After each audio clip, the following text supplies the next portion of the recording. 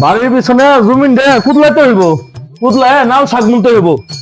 গেলা রাখ হয়ে গেছে গো, গেলা কো কি হয়েছে আব্বা ডাইন কে কি হয়েছে? দিগাই সারাদিন চিপে চাপাই থাকস, বাড়ির পিছনে একটু কাজ করবো তোর খুঁজে পাই না। কি হয়েছে কোন? আসো, সুন্দর কথা আছে, শুনলে তোমার মন খুশি হয়ে যাবো গা। আপনি যে আমারে কি কইবেন এটা আমার ভালো করে জানা আছে। আপনি আমার এ বেটা, খুশির খবর দেবো, কিছুক্ষণ কাম কর, তোর মন খুশি হয়ে যাবো গা। আব্বা আব্বা খালি তো কামে করাইতেছেন, কি যেন একটা কইতে চাইছিলেন বললেন না তো। শোনার জন্য পাগল হয়ে গেছিস গা। আচ্ছা বলতাছি, কুদলায় আমারও ভালো লাগছে, আই এক জায়গায় বসি, বৈশা তো পরে বলি। হাই আব্বা কিছু কইবেন, এই বসে থাকবেন খালি। শোনার জন্য পাগল হয়ে গেছিস গা।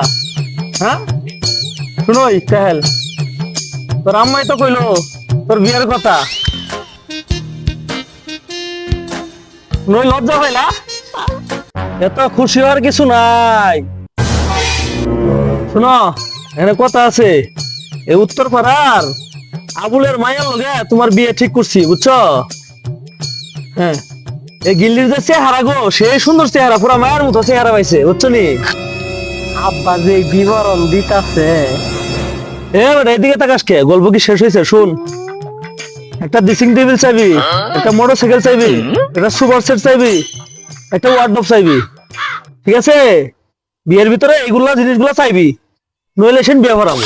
আব্বা সবই তো চাইলামই, শাশুড়ি আর বাদ রাখবো কে? শাশুড়ি সামনি শালার তো কি খুশি দিয়েছে রে, মনে হয় যে হ্যাঁ এই বিয়া করবো।